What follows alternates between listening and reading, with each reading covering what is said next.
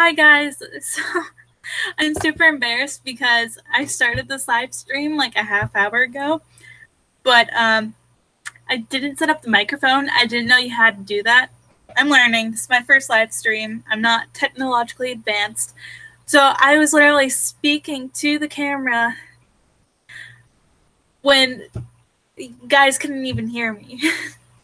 In all fairness, I was commenting like, hey guys, if you can't hear me, like, let me know so I know what I'm doing wrong. But I finally got it. Oh, geez. Yeah, so my worst fear is embarrassing myself, but it's fine. I only embarrass myself a little bit. Um,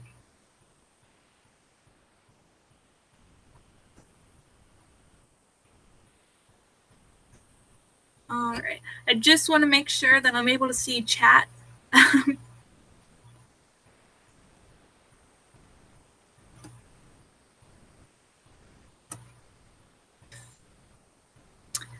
Wow. Okay. So, yeah, we're back. We have audio. So, oh, geez.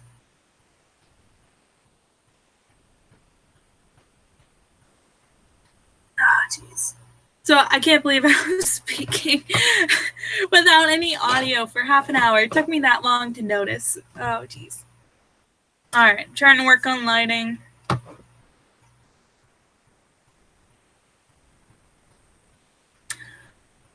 right, so this live stream is directed by you. So feel free to ask me any questions at all. We can talk about anything. I'm an adult, so you guys can make this live stream interesting. And because I'm not advanced, I don't know necessarily how in the playback I'm going to be able to include the live chat in there. So I'll just read out the comments. That way anyone who's watching after the fact will be able to see anything. Oh, God.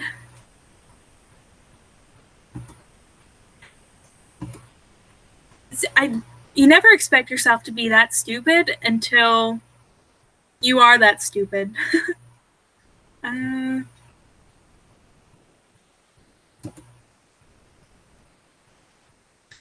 so I think lighting is better now. Just checking that. Okay, yeah, we're good. So if you ever can't hear me, be sure to comment it so I know. I've been drinking Red Bull, so I'm ready. Just got dealt some embarrassment.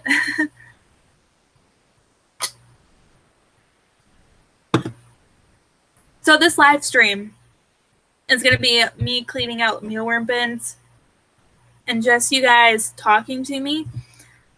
So yeah, ask me anything. I thought this was the best way for you guys to communicate with me and learn more about me and how I can get better connected with my audience while also doing a chore that is super necessary.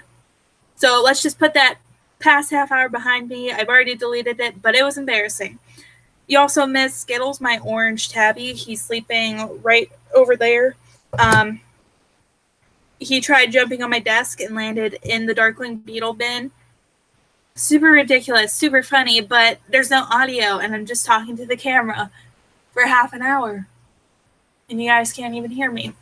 So, okay. So,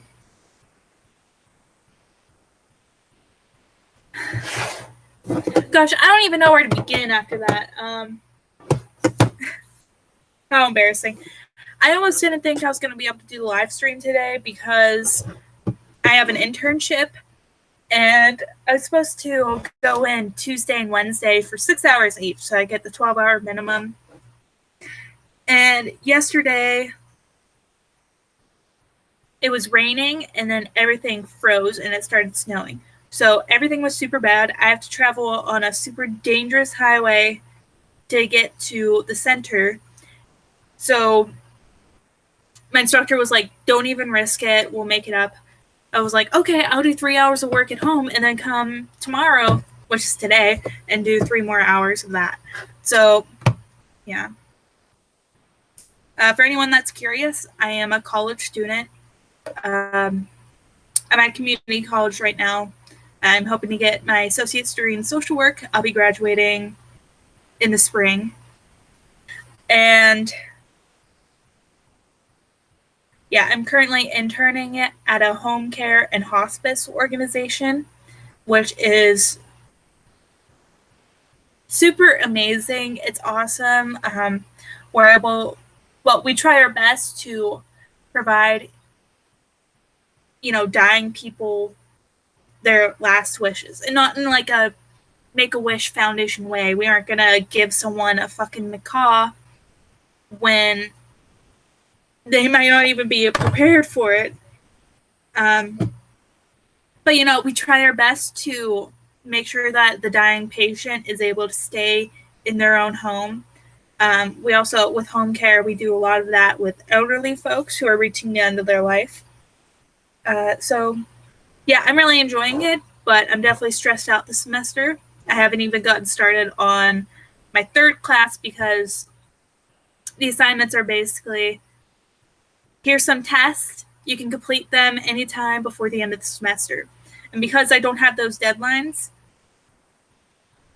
I've just been kind of ignoring it because I'm dealing with the internship, which has assignments, and also another class that has assignments due twice a week. But whatever. So anyway, yeah, so right now, as I'm talking, I'm just going through my Darkling Beetle bin, and I'm pulling out dead individuals. Then I'm going to put the live ones, when I can catch them, into this container. Yeah, and I'm just going to talk to you. When you guys join in, feel free to ask me anything. You guys lead this live stream. You're the ones that make it interesting. I'm just here doing my own thing. So before I deleted that other live stream, which half hour of me talking without a microphone working, great. 5 people watched it when playback was downloaded, which I don't get. 5 people watched me talk when nothing was recording. But whatever, doesn't bother me. So the reason why I'm pulling out dead individuals is that I have a theory that it's not healthy for species to cannibalize each other. That's how many bad diseases are formed. And I also think that when they decompose, it can cause mites to thrive and all that. So, yeah, I basically treat it as uneaten food. I'm just trying to get it out of here. In the other video, this was full of paper tubes from like toilet rolls and paper towels. That stuff I just tapped off. That way any baby mealworms or any beetles or their eggs would fall into here and not accidentally get thrown out into recycling. All right, so fun news of the week is that on Saturday, I'm getting a tarantula if the seller doesn't bail on me. So, yeah, I'm just so excited. I love tarantulas. Instead of using like these tiny little tweezers used for like human hands, yeah, tiny like this. I got feeding tongs, so I feel like a badass. These are actually way easier to use than the tiny tweezers. Also, I'm sorry, I'm starting to get a cold, so my nose is constantly running. I'm doing my best not to be disgusting. And I constantly feel like I'm going to sneeze. So that's great. But yeah, anyway, back to the tarantula that I'm going to be getting on Saturday, hopefully. Yeah, so I'm going to be adopting a Chilean rose hair. And, oh God, I'm so excited. Yeah, so the person who's selling it, they had an injury and they're trying to rehome a bunch of their animals.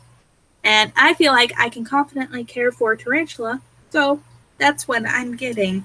I'm adopting them for $20, and I'm driving an hour and a half to get them because I am dedicated. And I'm not getting a tarantula because I want to like hold them and cuddle with them or anything like that. I'm getting tarantulas. I plan on getting more tarantulas, by the way. But I'm getting into tarantulas because I love caring for something.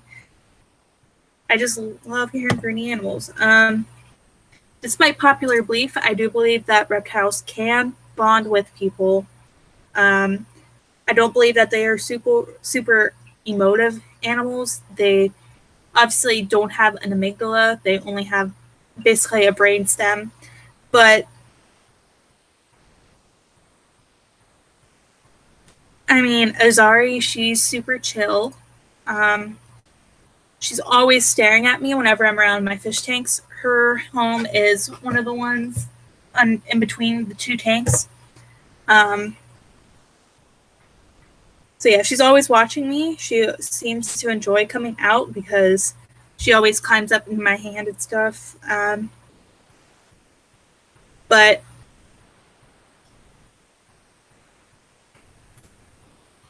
yeah, so I feel like reptiles can bond with you to a certain extent. But I don't expect that out of an arthropod.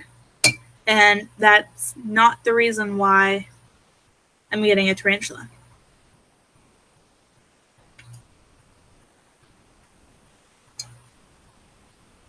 So when I get this tarantula, I think I'm going to name them Brownie because Saturday is supposed to be like a national brownie day, or like it's like a certain type of brownie, like a cream cheese brownie or something like that. I'm just going to name them Brownie. When I meet the seller and I get my tarantula, I'm going to ask what sex it is, if they know, and how old it may be. I'm hoping for a female because they live longer than the males, but we'll see.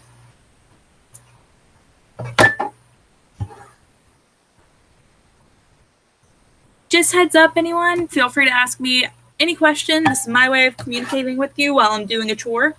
And yeah, you guys lead this live stream. So I'm going to point the camera down. That way you can maybe see the bin a little better. And yeah, I'm going in between the Google Hangouts screen, which is live feedback of me, but I don't see a way to see the live chat through there, so I'm watching it on my YouTube channel. So that's why I'm just constantly bothering it. You really can't see shit. I'm sorry. But yeah, so one thing people are surprised about is that I absolutely love insects. I think they're super interesting. The world would be super dull and also screwed if insects didn't exist.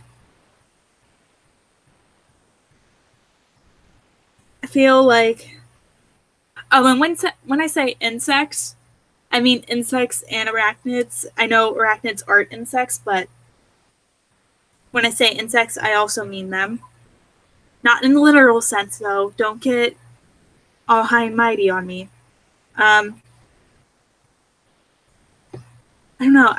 There's so many beautiful insects out there, and they're also unique, and they have different, they have different purposes in the environment. Some are scavengers, some are pollinators, some are predators. It's amazing, and I love darkling beetles, and I love mealworms. And I'm only, breeding them to feed to my geckos. That way I know where they come from, I know that they're good loaded, and I know they were treated with respect. But yeah, I mean, I absolutely love them. I have nothing against these guys. Sorry.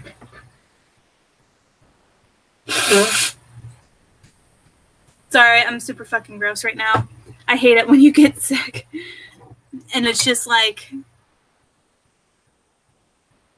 all the grossness just accumulates. It's fucking nasty. I'm going to be right back. I'm going to grab a pack of tissues and some hand sanitizer.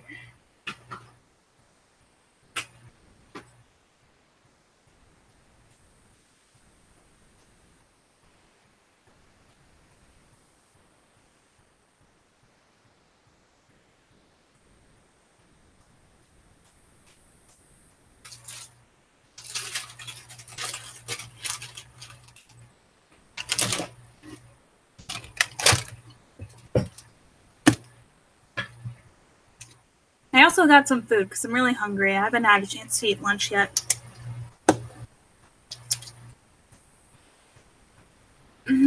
Okay, so like I said, if anyone joins in, please ask me a question. That way this live stream is interesting and I can communicate with you. And yeah, that's it. It's only boring because no one's commenting. No pressure or anything.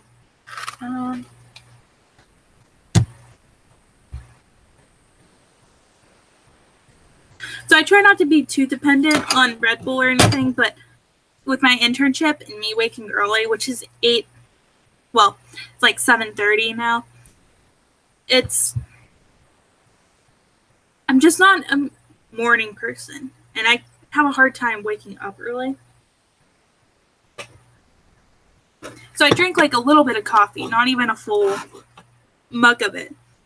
And I only go to Starbucks like every once in a while.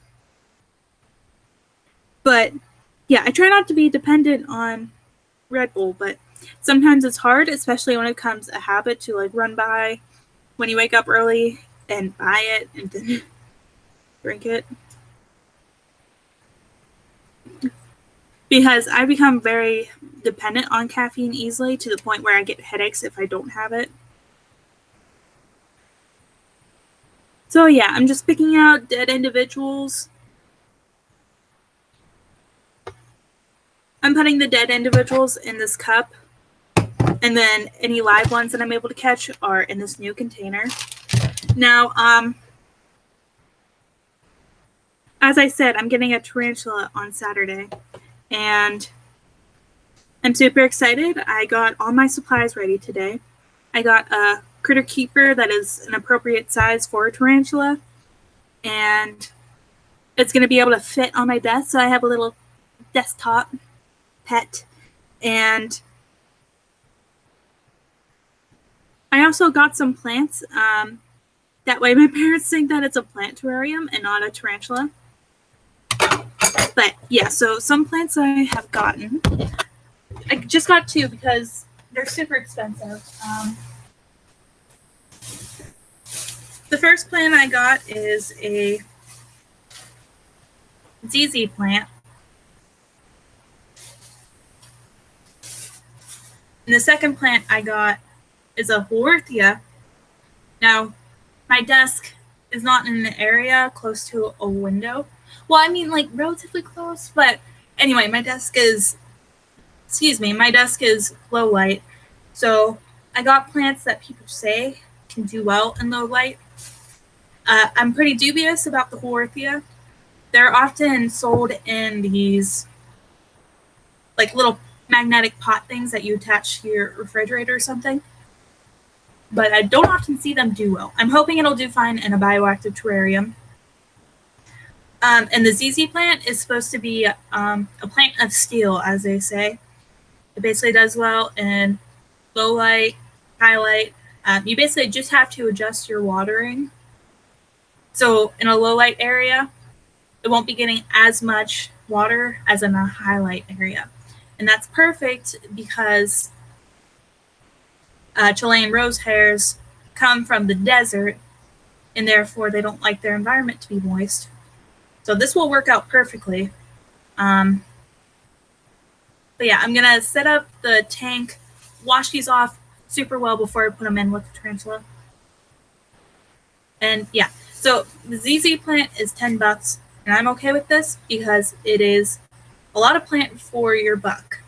like this costs much better compared to this tiny little plant that isn't going to do well in moss for nearly $8. Like, plant prices are ridiculous.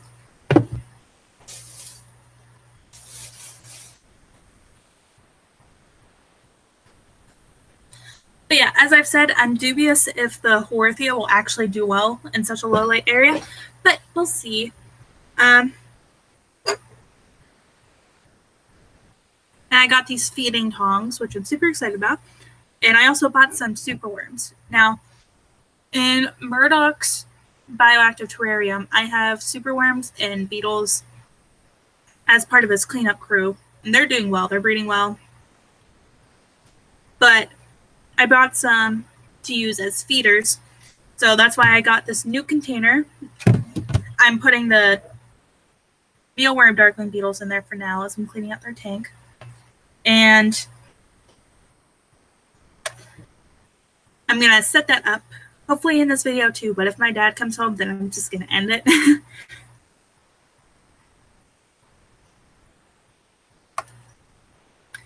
But yeah, I'm super excited.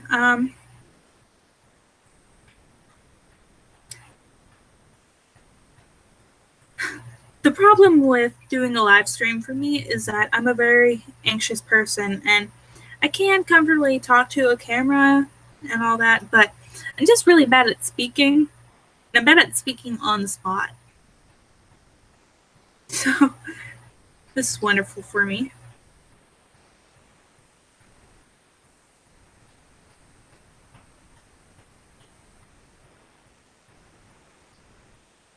But I'm just so surprised how easily these feeder tongs are compared to like human tweezers.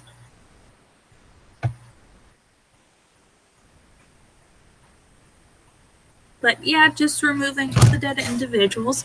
Going back to Google Hangouts just to see how many people are watching. Just one, which is me.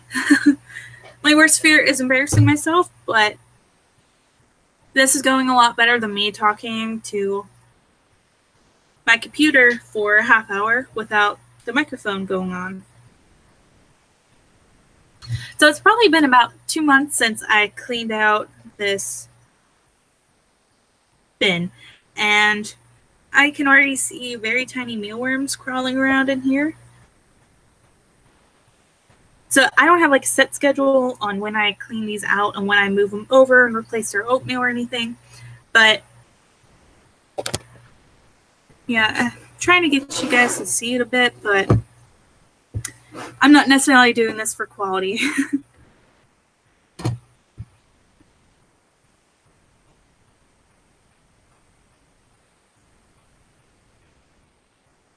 I feel like it's very easy to accidentally crush an insect when you pick them up with human tweezers, which are these.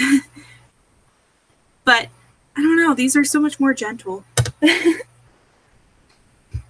Yeah, so this is going to be like a 2 or 3 hour live stream of me talking about how much I love feeder tongs. I don't know why I didn't get these sooner.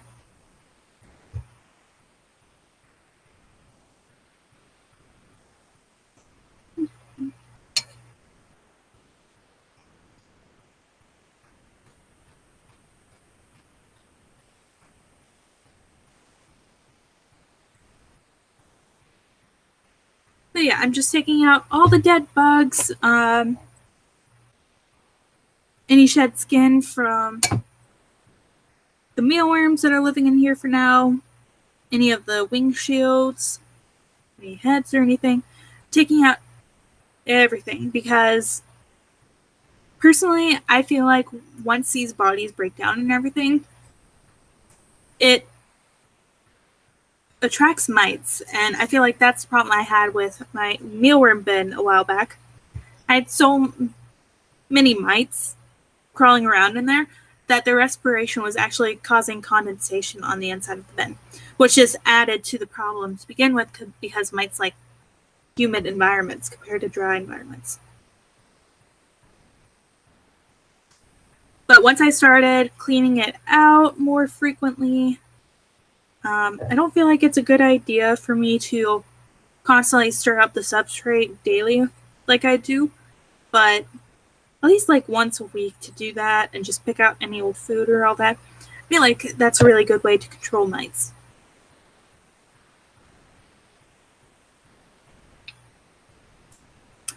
Now, the main difference between raising mealworms and raising superworms is the fact that superworms do better.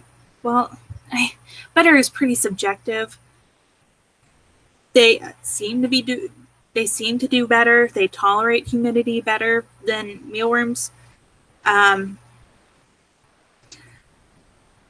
But you can grow them on oatmeal just like mealworm beetles and the worms. It's just that when they're about to pupate, they won't unless they're separated from the others, or else, they'll be continually bothered and they won't pupate. It's like they know that they're defenseless when they pupate. They can't necessarily get away from anything, so they wait until the coast is clear. Now, in Murdoch's bioactive setup, where I have them as cleanup crew, they're able to bury down, create like a little burrow, and they molt, and they stay in there for quite a long time before they come out. So that kind of shows how cautious they are compared to mealworms.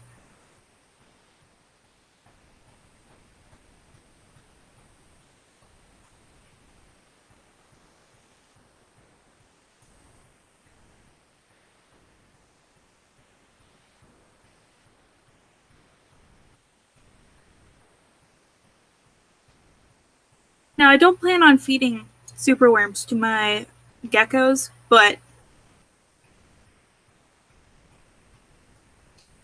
the superworms are going to be for my tarantula. I'm sure that they could probably have mealworms too, but I think because mealworms are smaller, they won't necessarily go after them.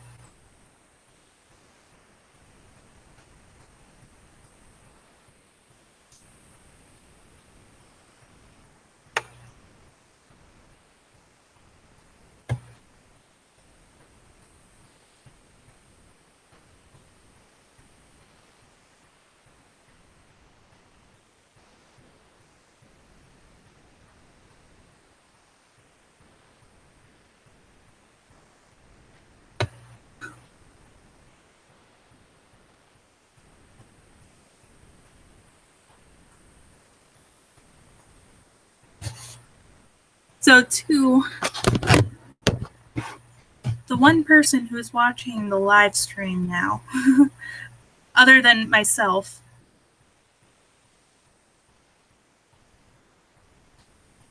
do you want to hear a hospice story? A kind of disappointing hospice story? No? I'm going to tell it anyway. So I'm currently interning at a home care and hospice agency, basically. We're social workers, so we help them gain resources so that they basically can die how they want. But also, my instructor works at a cancer treatment center, so we also deal with a lot of cancer patients. And not all cancer patients are hospice patients. But I heard this super disappointing story that so there was a man, he had some kind of cancer. I want to say lung cancer. I believe that's what he had. And he had surgery and everything. And honestly, he's doing a lot better. He's healing. But he has he had throat cancer. So when people have throat and mouth cancer, it's really crappy because they need a feeding tube. They can't eat through their mouth. So this guy has a feeding tube. And his wife is basically disregarding nurses' instructions and doing whatever she wants. So this includes pumping 500 cc's of formula at once. And basically, it's causing this poor guy to throw up. He was throwing up blood. She didn't call 911 or call the doctor or anything. And it was coming out from around the tube and everything. Just absolutely horrible. And the nurses that visited her like, no, like, you can't do this. You're hurting him more than you're helping him. But she doesn't listen, and she just keeps on doing it. So my instructor, a licensed social worker, got a nutritionist to visit with them, and hopefully that fixes that. But yeah, I mean, he's survived the cancer, but it's going to be his wife that kills him if she keeps on doing what she's doing. It's just absolutely terrible. And that's the thing. You have to deal with so many uneducated people. And I don't want to say that she's stupid or he's stupid, but I mean, come on, common sense says that if you're putting a lot of formula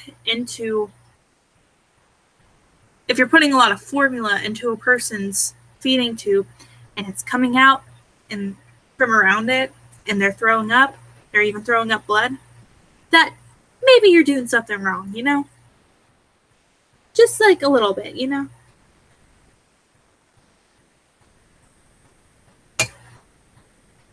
So, yeah, that's probably the worst part about being a social worker. And I'm not a social worker yet. I'm just a student. I hope to become a social worker, a licensed one. But you just have to deal with stupid people, and you can't be like, dude, you're being stupid. You have to like be gentle and coax them and give them resources and everything. But I feel like some people deserve to be called out every once in a while, you know?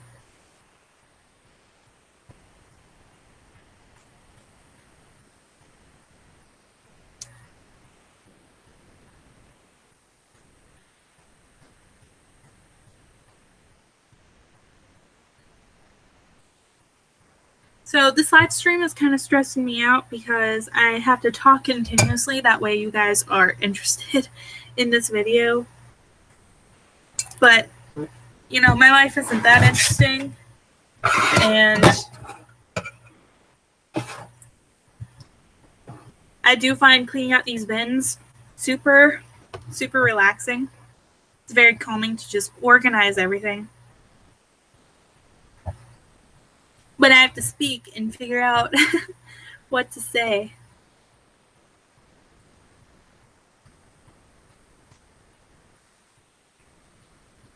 But yeah, interning at this organization, being around cancer patients, but those who are fighting it successfully and those that are dying from it, dealing with other terminally ill patients, dealing with home health patients, and with hospice and palliative care patients, definitely changes my view on death. I don't find myself scared of death anymore. It has me thinking about writing my living will and everything. I've always been a fan of like Caitlin Doughty and, you know, the death positivity movement. But seeing in real life is just, it's different than any video, you know, she can make. And she's super educational. She makes super educational videos. She knows her crap. Her videos are awesome. I'm not saying that, but when you actually see death and you're around it firsthand, it's really different than any video could show you. But yeah, I recommend anyone who's watching this write out their living will, where they want their possessions to go, how they want to be cared for when they're elderly or terminally ill, what advanced directives you want, such as do you want to be resuscitated when you go unconscious and unresponsive and you don't have a heartbeat and you aren't breathing?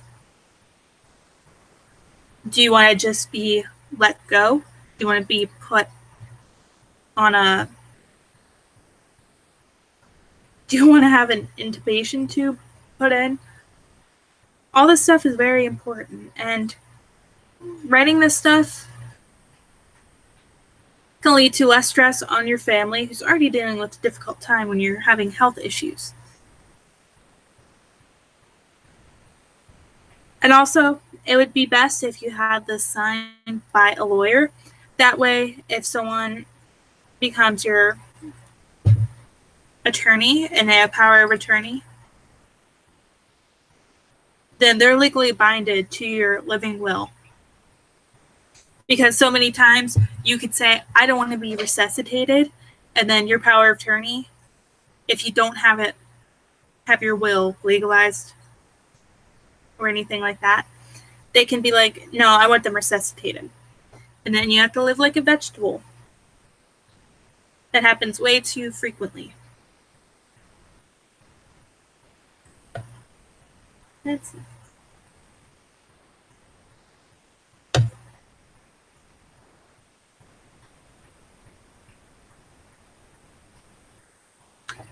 Alright, so I cleared all the dead bodies and the live ones that I could get from the top of the oatmeal. So now what I'm going to do is grab this living one that's walking around real quick. Pop them in there. Okay, so I have my mealworm container here.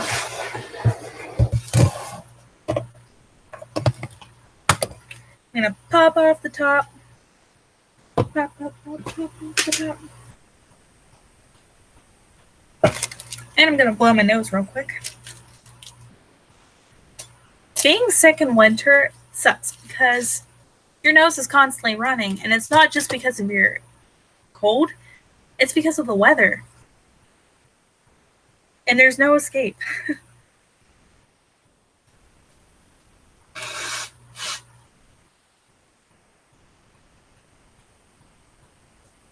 I've just been dealing with this all day.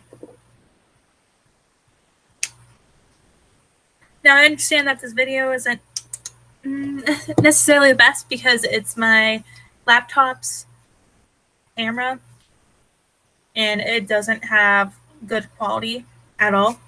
So you aren't going to see things well. You're just going to have to take my word for it. All right, I just moved the beetles off to the side for now. Okay, so here's my mealworm container. Hold it like this. You see the mealworms hanging out at the surface. There's also some pupa and shed and stuff. I'm going to dig through here and collect any garbage out of it.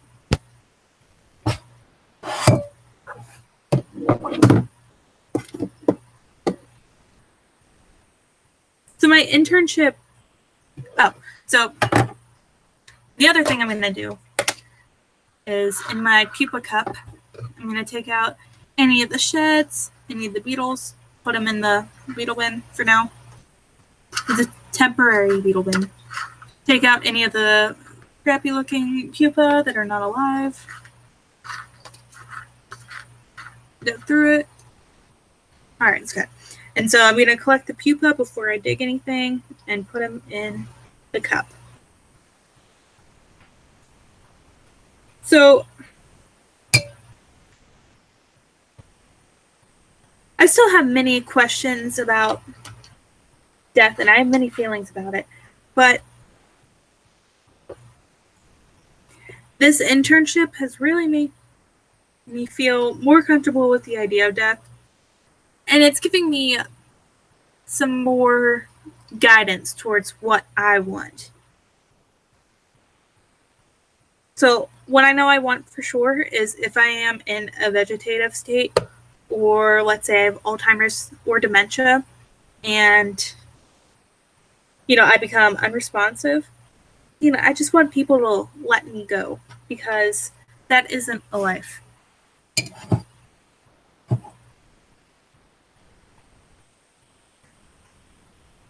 And also,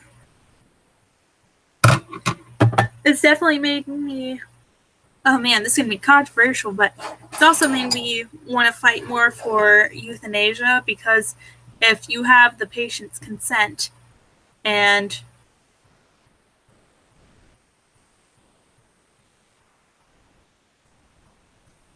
and they're unresponsive. They're basically dead already, except their heart hasn't given up. You know, what right do you have to say that they can't be humanely euthanized? That's my opinion on the matter, since I've been around dying people.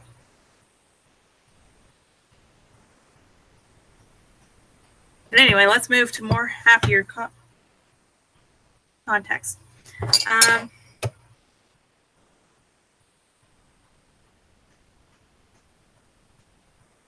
So yeah, my internship is going very well. I'm happy with it. But I am very stressed out this semester.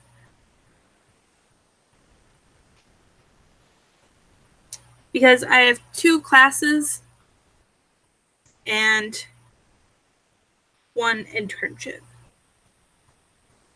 So my 2 classes are Introduction to Ethics and Human Growth and Development. So the reason why this is stressing me out is that Intro to Ethics has assignments that we get scheduled on Sunday and Wednesday. And so you have to submit them on the day before they're due.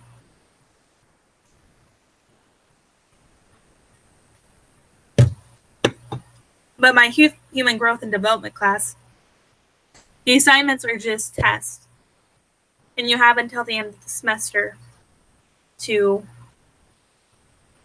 submit them, complete them. So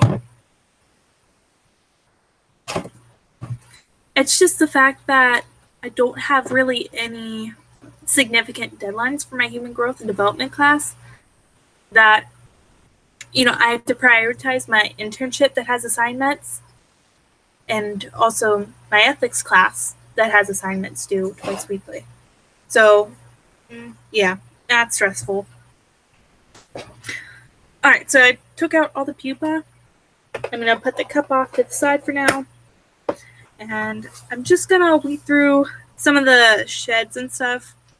As I said, I'm not sure if mites necessarily eat the sheds, but just in case, take care of it. Also, it's really, really annoying to have like a bunch of sheds on top just swirling around whenever you open up the lid or anything. I'm also picking up some old food.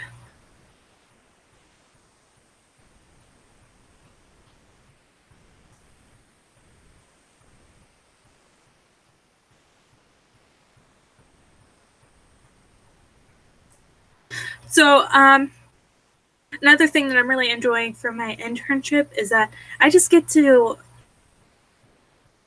interact with a lot of different people. A lot of people think that hospice care and palliative care is just for elderly people. But terminally ill people can be any age. I've met a 5-year-old that is under hospice care.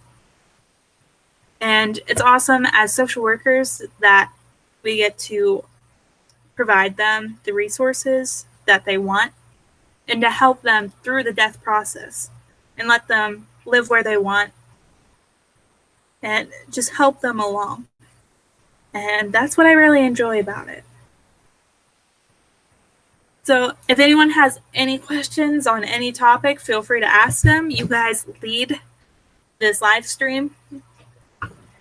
And the more questions asked, the more interesting this live stream will be.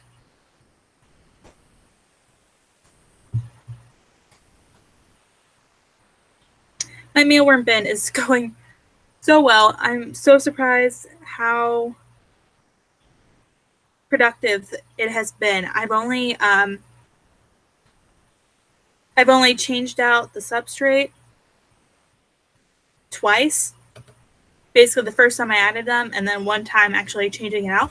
And I already have so many mealworms. It's great. So as I said, I feed these mealworms to my geckos, my 7 crested geckos, my 2 gargoyles, Only one of my geckos actually eats them. The others aren't interested in them. I want to eventually breed dubia roaches, but I don't have the space for it now where I can hook them up to a heating pad. So that's just going to have to wait. But I will definitely buy them from a breeder eventually. That way, it diversifies the prey for my tarantula, and it's also a healthier treat for my geckos. But yeah, I don't suspect that my future tarantula will eat mealworms. I personally think that they're way too small for them to want to actively hunt them or anything like that. So superworm should solve that problem, and I'm going to start a fresh colony with that. But yeah, I'm just stirring throughout the substrate, picking out old food and all that.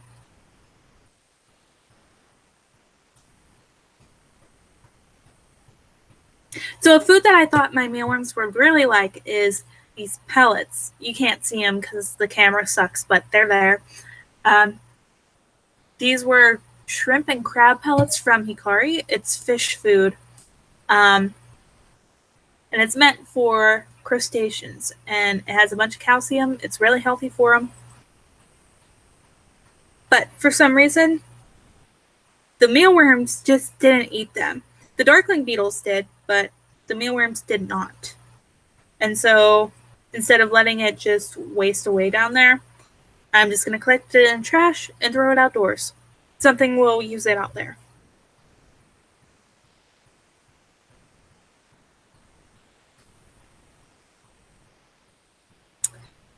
So my sister is getting married. She's eloping in Las Vegas. And so we're planning a possible trip to Las Vegas to join her and to celebrate her. But I don't know. I don't necessarily like traveling. Like, I don't like getting on a plane. I don't like being in a car for extended periods of time. I don't like that part of traveling. I like experiencing new places, but that's about it. And I think many people can agree with that.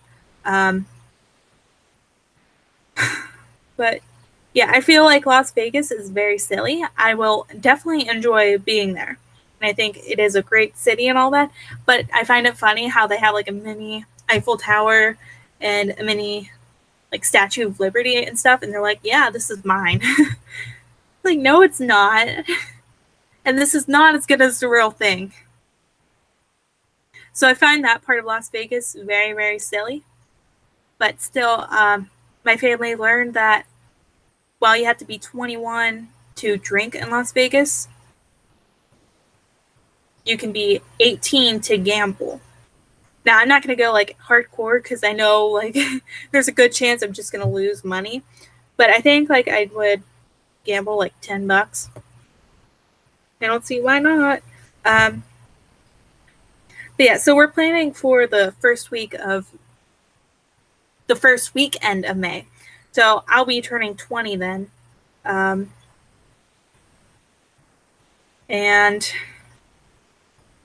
yeah, still not old enough to drink yet, but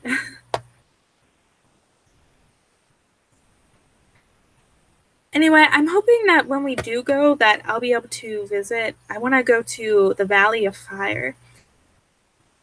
And I specifically want to see the petroglyphs from the Native American people that used to travel through there. That's what I hope for, but if we have to stay in Las Vegas, trust me, we'll find things to do. It's Las Vegas after all. This will be my first time going to Las Vegas, and it'll be my first time going to Nevada. And actually, well, I mean, I've been to California, but it'll be my first, like, real Western state, you know? Like, deserts and stuff. When I went to California, we mainly stayed up north. We did travel through the desert, but it was just real quick. It was just to get to the Sierra Nevadas. Also, I was 13, and I can barely remember that trip, so...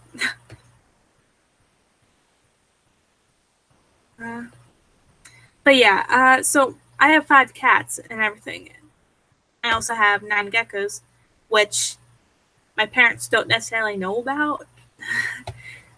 I guess I'll get into that a bit later. But my dad didn't want to get a cat sitter, which I find ridiculous. His excuse being that they're just cats, they can handle themselves. But, I mean, even though cats are very independent and they don't need to be taken out for walks multiple times a day, they don't need to be taken out so that they can poop. I mean, so many bad things can happen. And for him to kind of ignore that and be like, oh man, they'll be fine, they're cats. Like, we never expected a tornado to go through our neighborhood, and it did. We never expected a fire to happen in our house, and it did. We never expected Harley, our rescue cat. I never expected him to die when I went to Minnesota. I mean, I'm glad my dad was there and all, but we also weren't expecting him to die so soon. So many unexpected things can happen, and it would be unfair to them to leave them unattended and not have a person pop in at least, once a day to make sure that they have food, water, because they drink like horses. And I'm sure, like, in 3 days, they would drink all of the water from their bowl. But yeah, finally my mom was able to convince him, which I'm glad. So now we're just trying to find a cat sitter and stuff. I'm hoping it'll be my partner from the Wildlife Rehabilitation Center I volunteer at, but we'll find someone. But I'm just so relieved because so many terrible things have happened. And, I mean, you can never guess. So, here's I saw this online and I really wanted to do it. So, without knocking over any of these containers and making a big mess, I made little profiles for my cats, which I'm super happy about. So,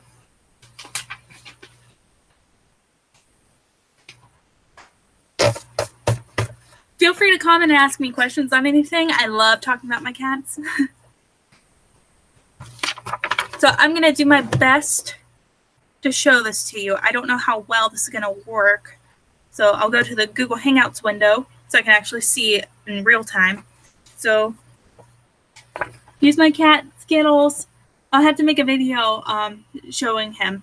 And it's probably going to be backwards for you guys. But so I have like their personality, their likes and dislikes. So for Skittles, he's very confident. He is a mojito cat, as Jackson Galaxy would say. He likes women. Now, I'm like, this isn't a joke. He actually really likes women, and he's okay with men, but he really likes women. He really likes food. We have a small chair cushion that he always sleeps in. And then, I don't know how I forgot this, but he loves string. He's obsessed with string. And also licking paper. I don't know how I could forget this. Like, that's his biggest personality trait. And he dislikes being restrained. He turns into a wild animal whenever you restrain him even slightly, including when you clip his claws. And, what does that say? Oh, loud men. I think that was that really only developed after the fire that happened in my house. I believe that is because there was firefighters that came and were stomping around and yelling and stuff. Ever since then, he hasn't been the same. So anytime we have like men working on our home who generally have heavy boots on, and not to generalize, but a lot of them do talk loudly, he hides. It's really sad, but it's funny. He's fine. Oh, here's Parker. You guys haven't met him yet. I haven't done a video on my cats yet, but he's a newer guy. We got him after Harley died. He's very shy. Oh, and there's Tabby. About to create a mess. He likes head scratches, heat, and head scratches. So, oh, I already said that. He likes chicken too. He dislikes loud, busy environments and being given baths. So Parker, he's our newer guy. Tabby's making a huge mess. I don't know if you heard that. She just literally knocked everything down off the chair next to me. So Parker was abandoned in a building after a fire. And finally his owner realized how wrong that was and released him to a rescue. But he was neglected even before that. Like, his legs, they're fused, bent. And that's because he was hit by a car or something heavy that rolled over him. And it broke his legs, and his elbows fused like this. So he has to shuffle along and all that. He can't climb upstairs or anything. He's absolutely sweet. I'll have to introduce you to him. But yeah, he's adorable. Okay, and then here's Tabby. She's very skittish. She likes silence, wrestling. She loves wrestling, and stuffed animals. She loves to bring me stuffed animals as presents. She dislikes loud noises, fast movements, and anything abnormal. We tried introducing wet food to her. All the other cats will eat it. She acts like we're trying to poison her. All right, and then this is Madison. She's crazy. I think there's a video on my channel of her being on my shoulder and then hopping onto the shelf above me. Thankfully, she's very light. She's super adorable. She's energetic. So something weird about her is that in the living room, we have a TV cabinet, and it's tall. There's photo frames blocking the back of it. And for some reason, she gets up there and then hops behind it. We've never seen her do it, but in the morning, sometimes we'll hear little mews come out behind there, and we have to open up the doors of the cabinet, and she'll leap over the TV and come out. So I don't know why she does that, because at this point, she must realize that she can't get out when she gets behind there. So, yeah, but she likes getting stuck behind the TV cabinet. She likes patrolling her territory and being talked to. Being talked to is her favorite thing. She dislikes being still for more than 5 minutes. She's always moving. Okay.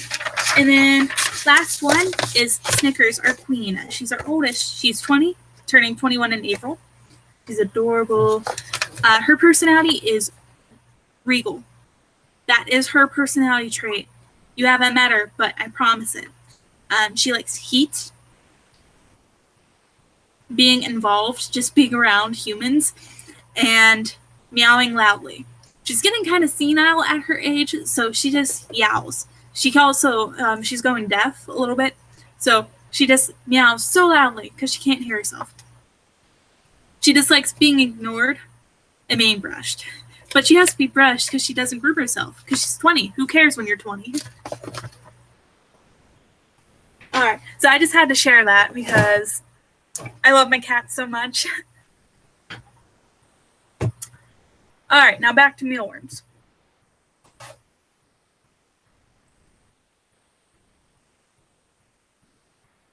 So if anyone knows anything about tarantulas and wants to share their experience with them, I'm getting one on Saturday. I'm super excited about it. Just feel free to give me your tips. I have a cage all ready for it. I'll show it to you when I'm done with all these mealworm crap. So, yeah. But I'm so excited.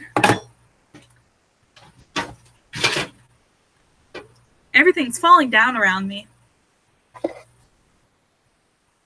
Oh, and thank you so much to the person who liked this video. I really appreciate it. Because I know that this video wasn't going to get a lot of views or anything, but a like means so much to me. So just because I don't have a cup on hand for me to use, I'm just going to pour the pupa out onto the lid and kind of just like go through this. So I'm just, there's no point in sifting through this because all the detritus and stuff will fall through, but all the oatmeal, the beetles, some of the mealworms will stay. So there's no point in doing that. So I just got some media, going through it. I got a beetle, put it in the right bin. If I find any dead ones, they'll go in the trash cup. Oop.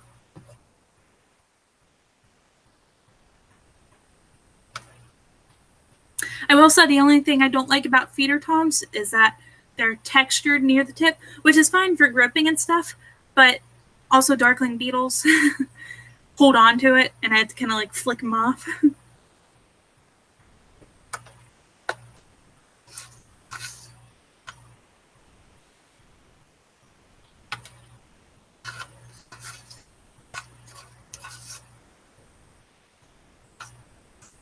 And so I don't know if you'll be able to see this, but there's some like pink stuff in there. That's from fish food flakes. When I dump this into the mealworm bin, the tiny mealworms will eat it. So it's a win-win.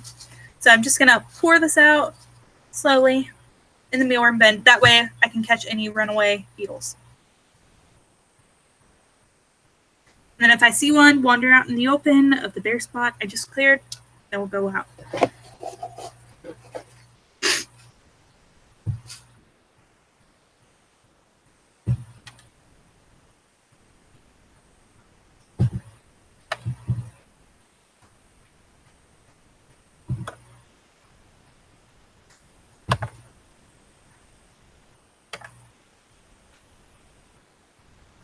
So even though I use mealworms as feeders and everything, I just love caring for animals, like no matter what.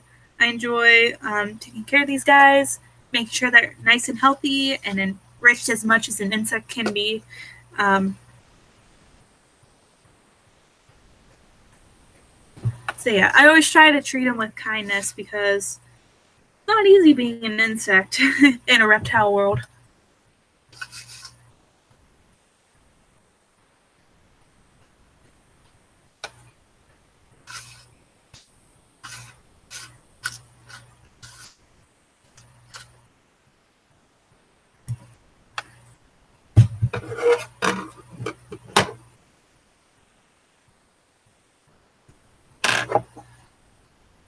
So funny thing is that I was going through my closet and I came across some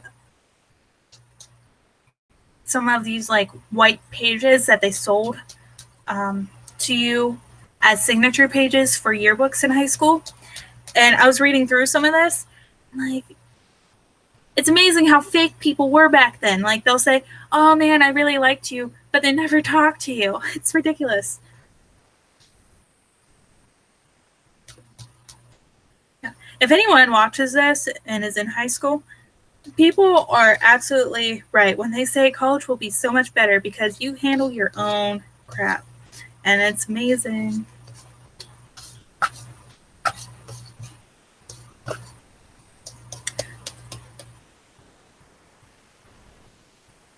So if anyone wants to talk about anything, feel free to comment it, ask me a question or anything. I'm totally up to your suggestions. I want to make this interesting to people who are watching it.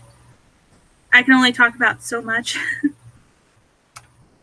But yeah, I was also reading some of these, signatures, people saying like, have a great summer, and oh my gosh, you were so funny, and blah, blah, blah. And it's like, I can't remember these people. I'm like, who are you?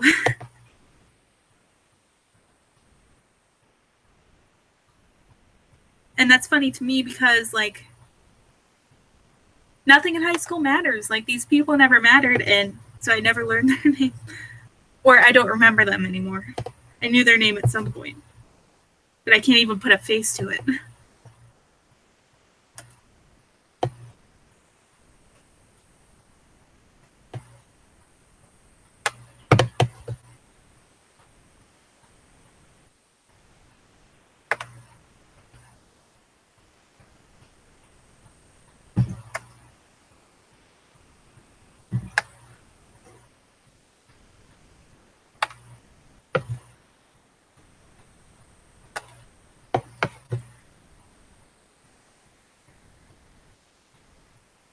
Something I have been wanting to talk about, and at first I was going to make a video on it, but I don't think anything I say is like important enough to dedicate a whole video to it, especially when my channel is dedicated to animals and plants It's that, yeah, I'm very disappointed that I'm no longer going to be a partner.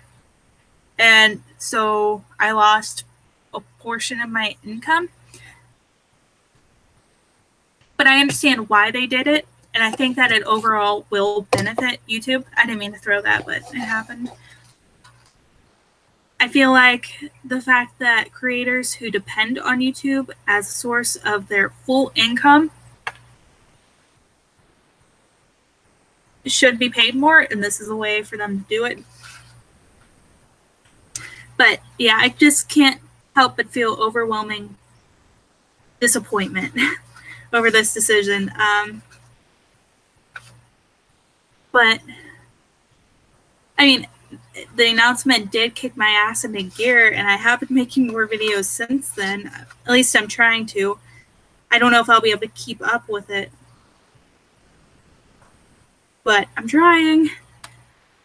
But yeah, so far I made nearly $70 since the start of my channel and since the start of being a YouTube partner. And I mean, not that this was ever a job to me, not that I would ever be able to live off of YouTube money, but come on, like $100 every once in a while, that'd be great. That would help me out so much. I'd be able to fill up my car, buy some stuff for my animals.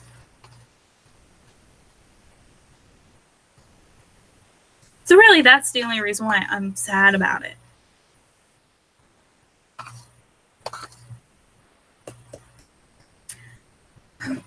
But I do think YouTube is really trying to correct some of their problems. And yeah, I'm not necessarily mad at them. I'm mad at Logan Paul.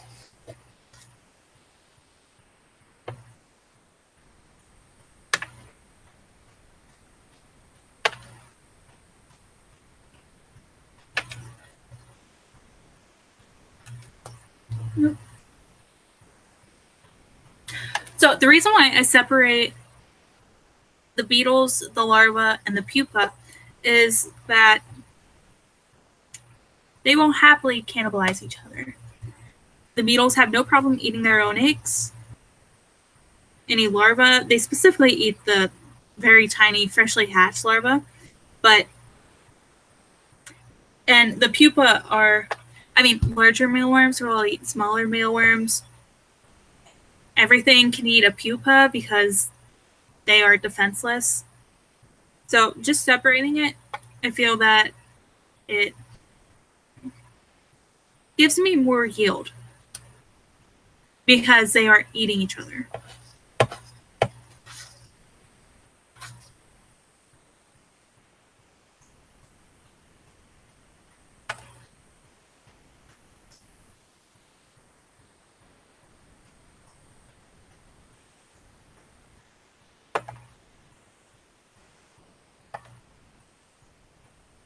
So I guess since I'm trying to keep this audience entertained, I'll just go ahead and, you know, tell my craziest stories.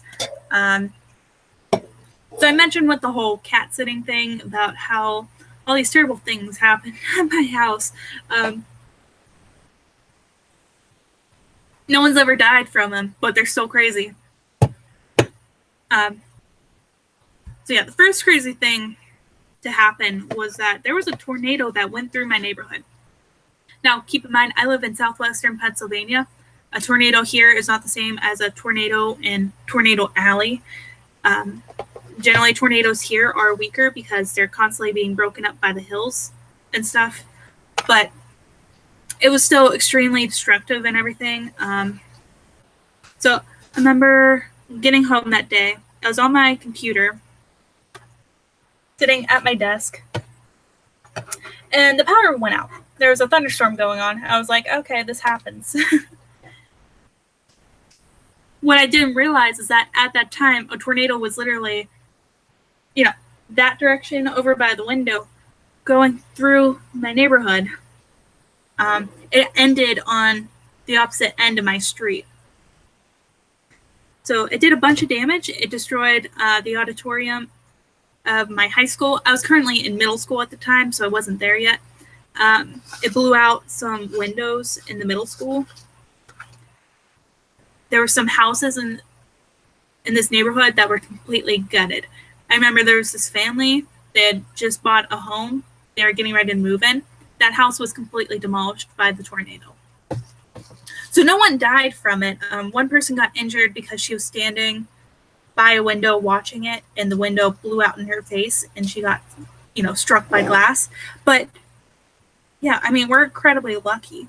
Pennsylvania is a very safe state. We don't have to deal with much in the form of weather.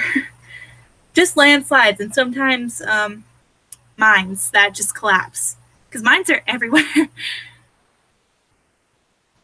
Yeah, maybe they shouldn't have built houses on top of 19th century mines. Like, maybe. But, yeah, so I remember it must have been like a Wednesday or something. And Thursday and Friday, classes were canceled. Monday, we came back. One of my rooms, the windows were boarded up because they were completely gone. And there's actually videos of this tornado. We had a kid who made a video of it, and it went viral in our town. Like, that's about it. But, yeah, so there was the tornado. And the crazy thing about that is that if it actually went towards our house, I could have died because I didn't know what was going on. And if it gutted my house the way it did others, like, my room would have been in the line of fire. So not that I'm a victim or anything, but God, it was bad. We had to evacuate our neighborhood that night because the gas lines were unstable or something. The fire department had to come and make sure we weren't about to explode. And I remember leaving my animals. At the time, I had hermit crabs and cats and fish. And I was crying because I was like, oh my gosh, my house is going to blow up. And all my animals are here. But it was fine. Everything was fine. Except for the poor people whose houses were destroyed. Still, if you go on the street with the house where the people were just about to buy it, there's no longer a house there. It's still completely cleared. They haven't developed it yet. Yeah, nuts. The second craziest thing to happen to me in my house was a house fire. Now, as I've said before, I'm incredibly lucky with these stories. It could have been a lot worse. Many people have suffered.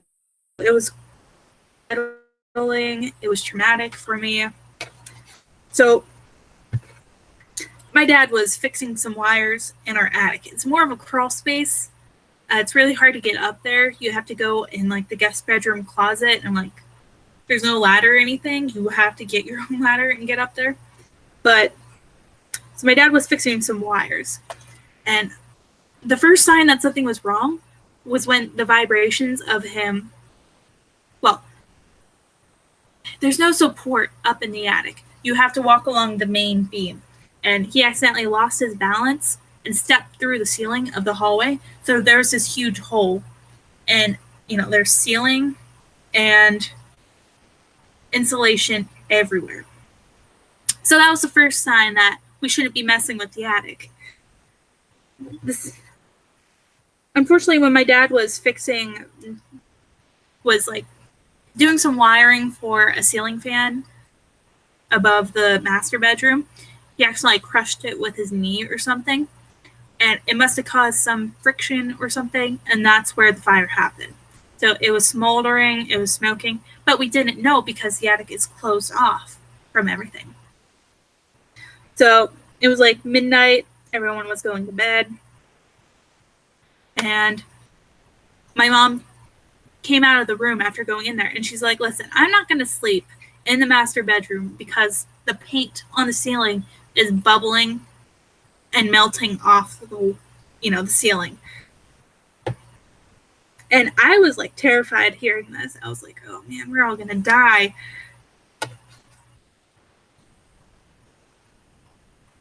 So my dad was trying to calm her down and be like, "Oh no, it'll be fine." He was sitting up in a ladder in the freshly made hole in the hallway with a fire extinguisher, and he was like, "Oh no, it'll be fine." It wasn't fine. My mom took me to a hotel. My dad called the fire department. There was firemen from like all over. We have the local fire department was there.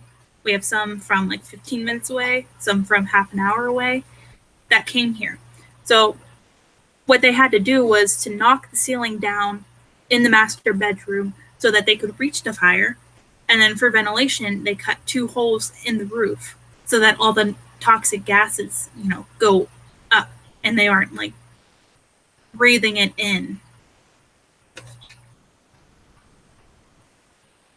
And I mean, it didn't really, the fire itself didn't cause that much damage, but I don't want to say this in like, oh man, the firemen destroyed our home, but the firemen caused the most damage. There was water damage, them tracking insulation everywhere, ashy, burnt insulation everywhere. So like the carpeting was stained, the walls were stained, everything on the second floor where the room was smelled like smoke. So we were out of the house for 5 months, nearly 6. And this happened in April. So my birthday is May 3rd. I celebrated my birthday not inside my own home. That was very sad to me.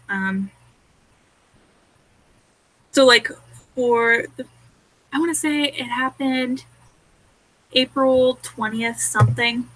And we spent the rest of April living temporarily in a hotel room. And I love my family dearly, but being trapped with someone in a hotel room where there's no like separate room where you can like be alone and you all have to watch the same programs on the same TV.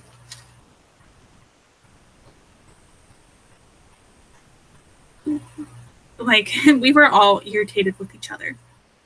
And the poor cats, they were extremely traumatized with that.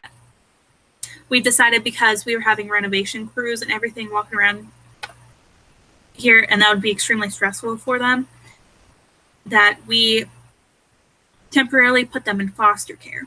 Now, we always knew we were going to come back and get them. This wasn't like, oh, they were out in foster care, available for adoption, anyone could come and get them. No, we were going to get them back. But it was still so sad. I remember driving them, 45 minutes away with them meowing and crying. It was the worst feeling ever. But at least they were safe. Now, Tabby, within this whole 5-month period of being out of the home, because she's super skittish, she was like, she stayed behind the TV cabinet, barely came out. She started warming up to the woman who was fostering her, like, right around the time that we were coming to get them back, but otherwise, like, didn't react with them at all.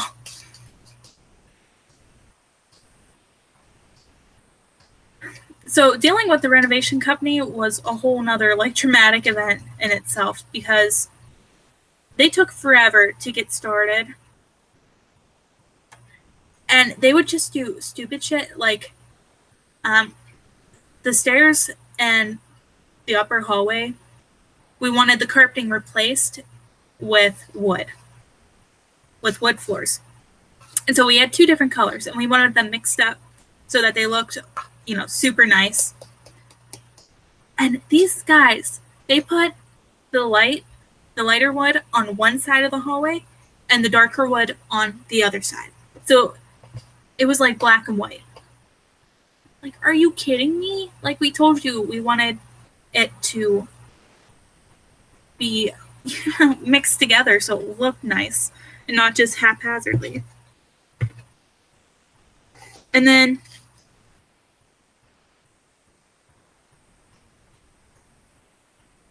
the next issue was that we had painted the walls in the hallway. so that it didn't smell like smoke anymore. And they left their greasy handprints all over the freshly painted wall. And they scuffed up our new baseboard that we had just installed. I was like, are you kidding me? Guys, you're not supposed to destroy our house more. That's like the main thing I remember. My mom also said that when the electrician came and was trying to place an outlet and stuff, he was like, oh yeah, the wires are here. Stabbed a hole in the wall. The wires weren't there. And he's like, oh, okay, they're here. Stabs another hole in the wall. They weren't there. He stabbed like 20 holes in our freshly painted wall until he finally found where the wires were for the outlet. It was just ridiculous stuff like that. Like I said, after 5 months, we finally went back home. We did it before we got television and Wi-Fi placed in, so we were incredibly bored, but we got our cats back, and we were a lot happier. Oh, I forgot to say that after April, we finally rented like a townhouse, and that's where we were living, so we weren't stuck in a hotel room. We were stuck in a hotel room for like a little bit, but we finally went into a reasonable housing.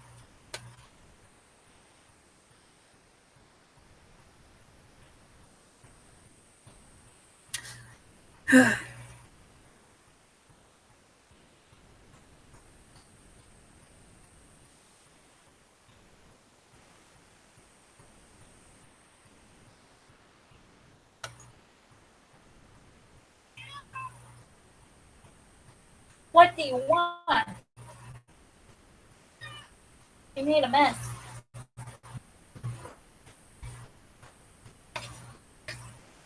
I fed the cats earlier so that they wouldn't be whining. And they're still whining.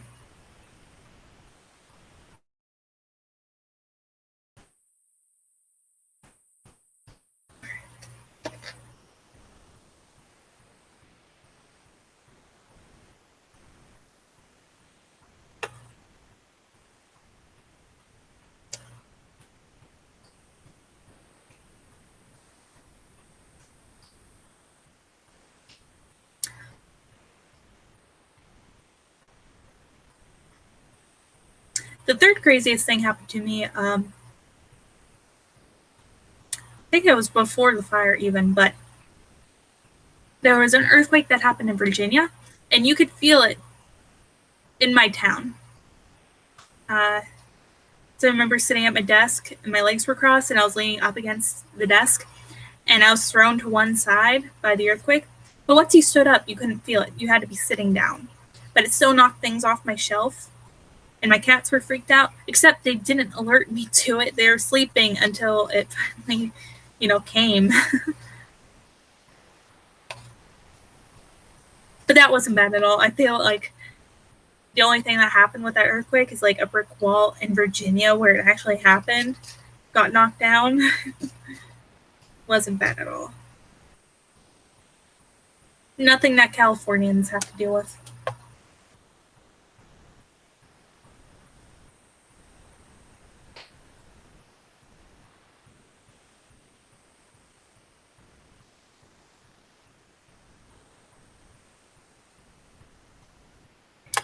Abby, are you adding content? Yes. Okay, she wants out, so I'm gonna let her out real quick because she's whining in the background. Oh, Tabby, knocked everything down. Oh well.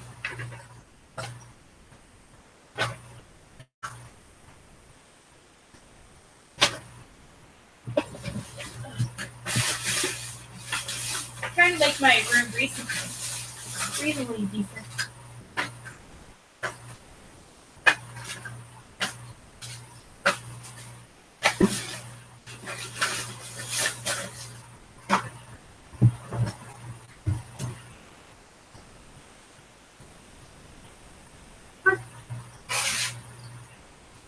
Yeah.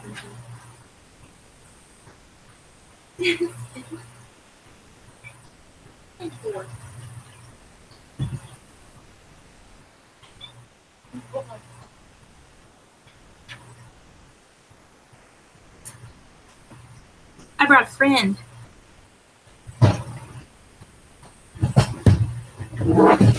She's a good girl. Hopefully not going to make a mess. As crazy as she is and as energetic as she is, she loves being held. Or at least you tolerate it. Huh?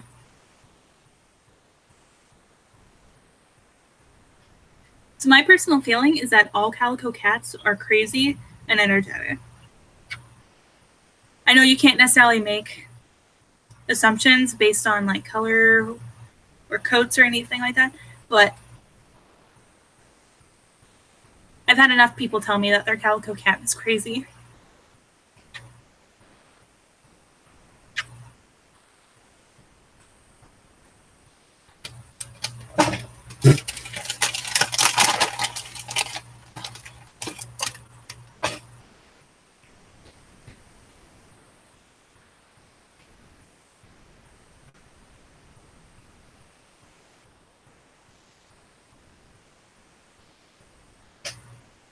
Okay, so yeah, I'm still just cleaning this out.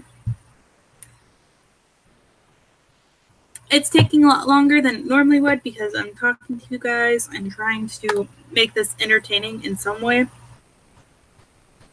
I feel like in the future, when I do get more subscribers and I'm able to do this at a reasonable time, that I'll be able to answer like a bunch of questions. It'll be a lot more interesting. There'll be more interesting conversations.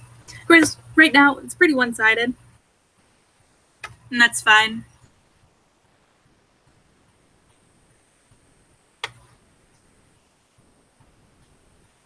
Oh, look at that. Oh, sorry. Here, bud. You're in the wrong bin.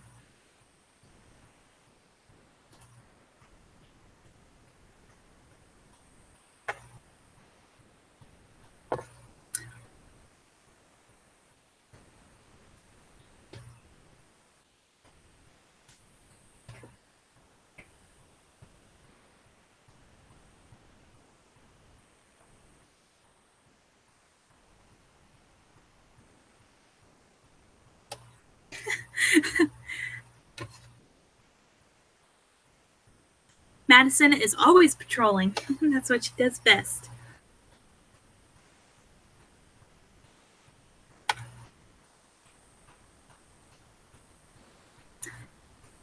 Okay, so I'm pretty sure everyone's getting tired of watching me like move my forceps around and everything.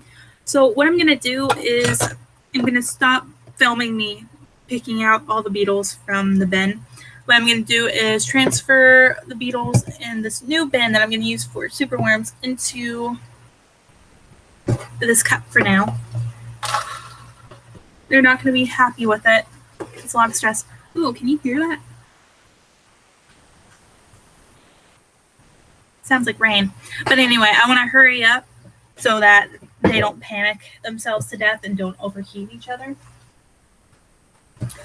Okay, so as I've said, I'm adopting a tarantula, hopefully on Saturday, if the person keeps their promises and all that.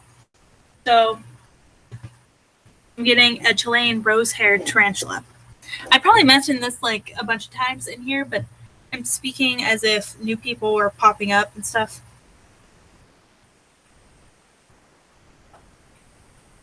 So I've got the properly sized habitat and everything. And as for prey, I got superworms, not as cleanup crew for my bioactive tanks. I don't want to use anything like darkling beetles or mealworms or superworms as cleanup crew for a tarantula because they can hurt a freshly molted tarantula. They're very sensitive. But yeah, so I bought some superworms, and this time they're going to be used as feeders, and we're going to create a colony of them. So I'm just going to put that there for now. Move these out of the way for now. My room's a goddamn mess right now.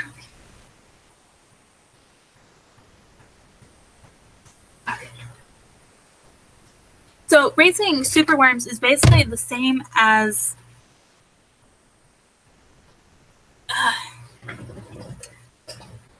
raising superworms is basically the same as mealworms. So I'm going to use oats as my substrate. I didn't mention this in how I raise mealworms video, but you use like regular quick oats. Nothing with cinnamon or any spices or anything. No salt, no nothing. We're just going to put a bunch in there, making a pretty good layer. Since there isn't a lot, this is just a 50 count. I'm not going to put a lot in there. And then I don't necessarily want to dump all this old stuff, this old media in there. I don't even know what that is.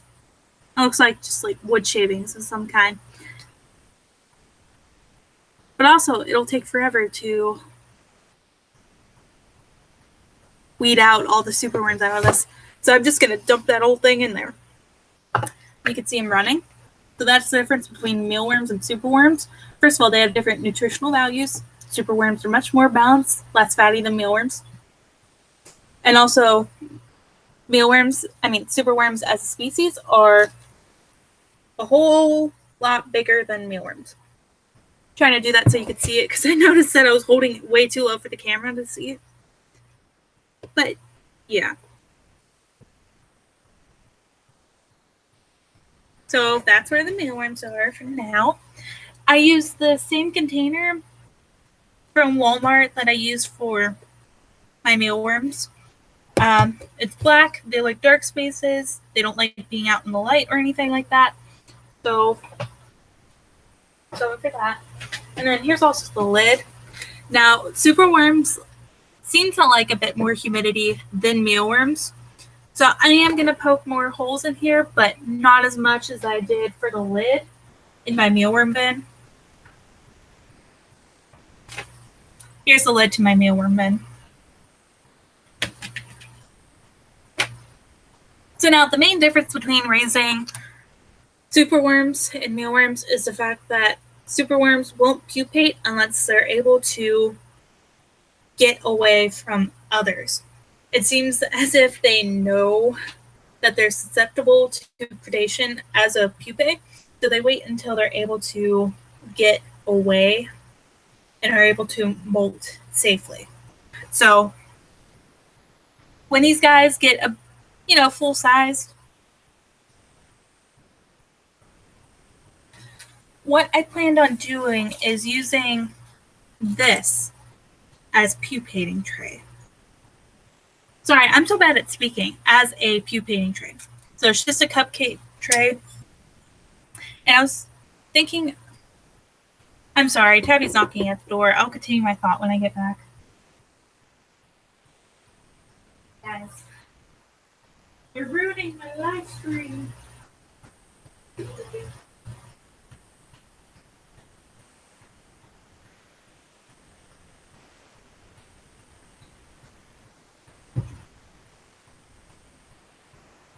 Jeez, Tabby, you're so slow. One is so bad. Anyway, so as I said, I'm using a cupcake tray for the large superworms about to pupate.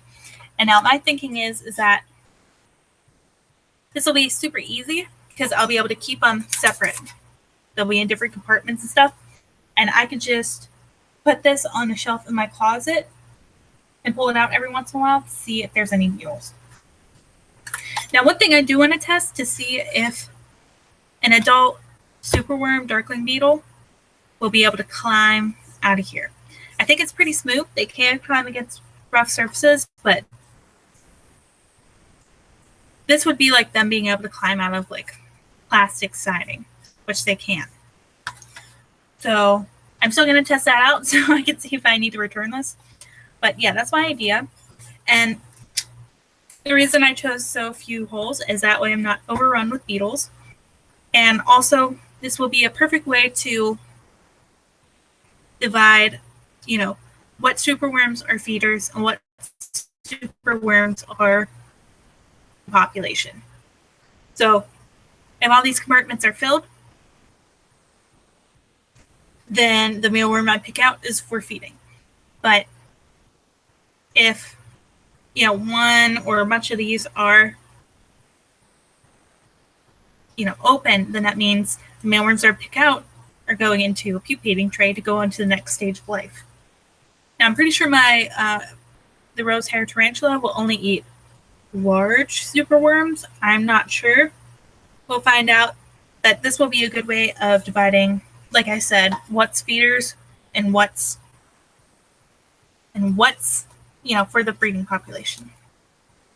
So yeah, I'm excited. What I'm gonna do is make labels so that I'm able to tell which black container is for superworms and which one's for mealworms. Yeah, they're a little bit trickier than mealworms, but it's still doable. There's that.